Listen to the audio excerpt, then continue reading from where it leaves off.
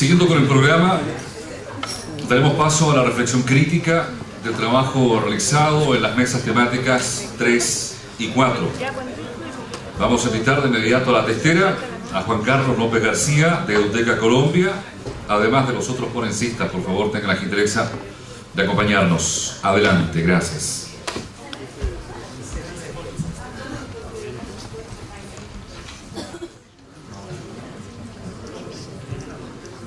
Bueno, dentro de lo que es la mesa 3 TIC, experiencias de uso en Triple L, tuvimos la participación del licenciado Juan Carlos López García, con la ponencia del desarrollo profesoral, un proceso continuo. El licenciado López García pertenece a la Fundación Gabriel Piedrahita Uribe de Eduteca. Tienen el portal educativo Eduteca, que promociona el uso de las TICs, que en este momento está séptimo en el ranking de visitas. Él nos ha propuesto tener en cuenta que el aprendizaje permanente en la educación superior debe iniciarse en la educación básica y tener en cuenta además los retos que genera el uso de las TICs en la misma. Hizo referencia a las funciones esenciales de las TICs en el aprendizaje y que las mismas deben tener un propósito educativo claro, resaltando 4 de las principales funciones: ubicuidad, aprender en profundidad, colaborar e investigar.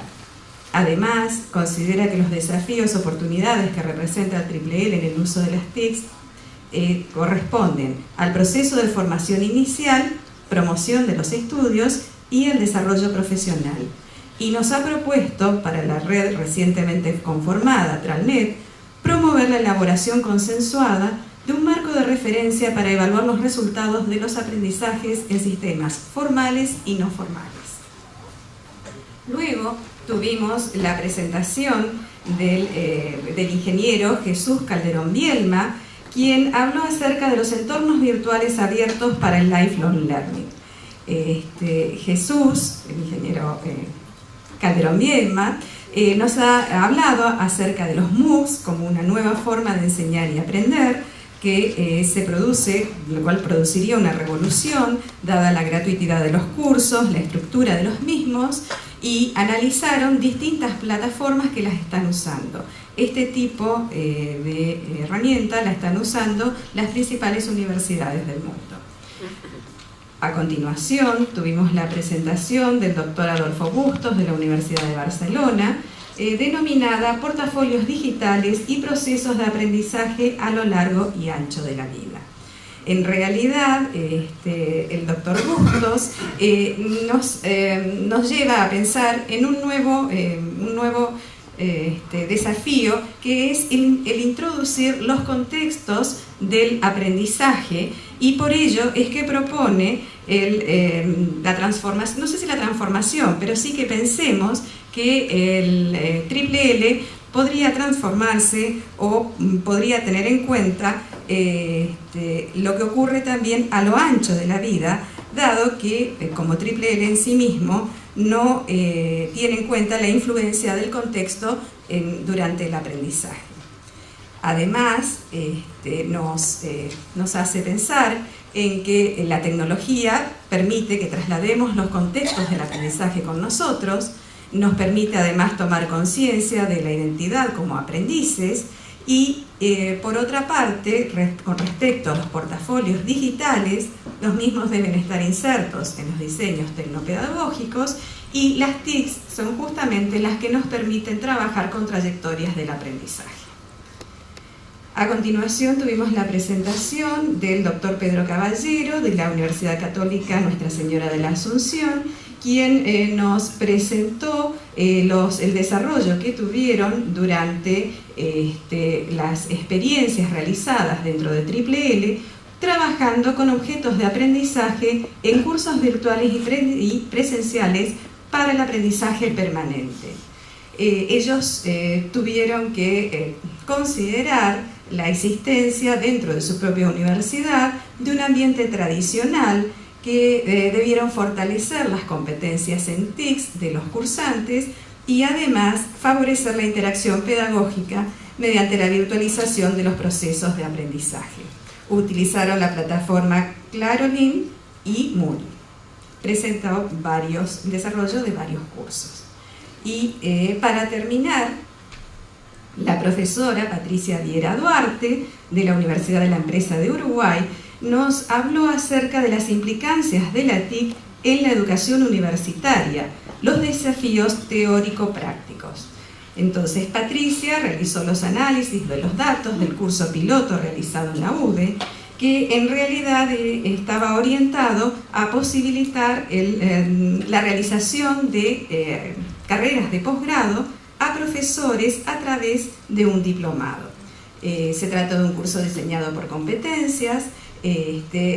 Buscaban enseñar a trabajar por competencias utilizando justamente los TICs.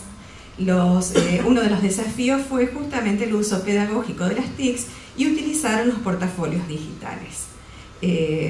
Bueno, esto es un muy breve resumen de las distintas ponencias que se han hecho durante el desarrollo de la mesa número 3.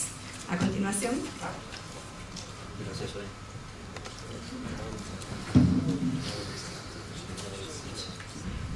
Muy buenas tardes a todos. Tuve la oportunidad de trabajar con la Mesa 4, de disfrutar las presentaciones de la Mesa 4, que además me permitieron, no solamente quienes efectuaron las ponencias, sino el público, tener alguna conclusión, tener algún tip, ver algún elemento de impacto, que me parecía que era útil, en particular en forma muy egoísta, para mi propio aprendizaje. De eso se trató, porque nada es gratis. Entonces, voy a simplemente presentar el título de la ponencia de cada quien, algún aspecto fundamental, y si no se considera irrespetuoso, alguna cosa que a mí me llamó la atención y que me generó alguna suerte de removedor, procurando vincularlo con todo lo que estamos haciendo. En primer término, la presentación estuvo a cargo de la doctora Gloria Musali en reemplazo, en suplencia, ante la lamentable ausencia de la doctora Miriam Anzola. Y el tema de la presentación era Programa Universitario de Estudios Abiertos de la Universidad Politécnica Territorial de Mérida, Lifelong Learning e Innovaciones en Educación Superior. Allí el comentario fue cómo se trabajó, frente a la existencia de un marco conservador que restringe, se incorporaron algunos aspectos que tienen que ver con la inclusión y la municipalización de las actividades. Las universidades con un enfoque territorial. Los estudios abiertos, otra característica de la actividad, y una vocación permanente sobre lo regional. La configuración del tutor que acompaña en lugar del profesor tradicional. La existencia de comunidades de aprendizaje. La actividad que forma parte de un plan nacional, lo que muchas veces se le reclama a todas las actividades, en este caso porque está en línea con lo que el país, el gobierno quiere. La consideración de un componente ético, la existencia de redes y el respeto a la diversidad. Componentes que no solo ético, cognitivo, de trabajo y lingüístico, identificando las principales áreas donde había debilidades. Currículo flexible, con modalidades de aprendizaje según las personas. La existencia de títulos, a partir de títulos técnicos, continuando por licenciatura, maestrías y doctorados, que le permitan un continuo a las personas. El sistema de oportunidades, que en mi modestísimo entender tiene mucho que ver con el sistema de libertad. También pudimos disfrutar de un testimonio, una versión testimonial, que tiene que ver, entre otras cosas, con la divulgación, con la internalización de distintos conceptos, de tareas dirigidas a niños, donde los niños allí participan en un régimen de libertad, de inclusión y, por otra parte, más agradable. Me permito decir, quizás superando aquello del sistema carcelario del ámbito educativo. Un video que además fue creado por la comunidad, de modo que eso es lo que, entre otras cosas, contribuye a potenciar, a darle sostenibilidad a la experiencia. La segunda experiencia estuvo a cargo de presentación del doctor José Hernando Bahamón, de la Universidad ICESI, una reflexión sobre el aprendizaje logrado en dicha universidad. La pregunta que se planteaba era dónde estaba la innovación, cómo innovar. La experiencia fue apoyada por una caracterización del marco teórico. Muchas veces la praxis nos lleva inclusive a olvidar los aspectos teóricos y a suponer que la praxis debe eliminar los aspectos teóricos. No es así. ¿Cuáles son los aprendizajes logrados? Una revisión de los diplomas, del diseño curricular de los diplomas. ¿Dónde estaba la raíz del cambio? En mi humilde entender, respetuosamente. En la definición de competencias. Era un sistema distinto.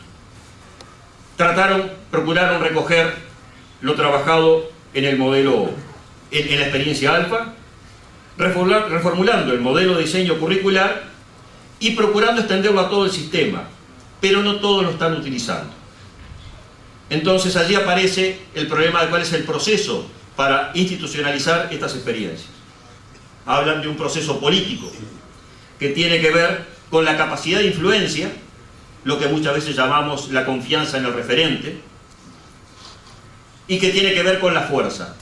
Pero no todo puede ser con base en la fuerza, sino que la convicción, el convencimiento, se transforma en la herramienta para continuar trabajando, ¿sí?, en la institucionalización de esta experiencia.